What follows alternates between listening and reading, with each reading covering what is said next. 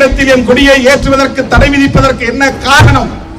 முள்ளமாரி முடிச்ச வைக்கிகளின் கொடிகள் எல்லாம் பறக்கிற போது சமூக நீதி கொடி பறக்கக்கூடாதா?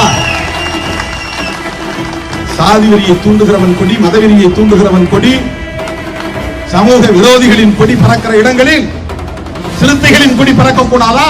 சமத்துவ கொடி பறக்கக்கூடாதா? சனாதன எதிர்ப்பு கொடி பறக்கக்கூடாதா?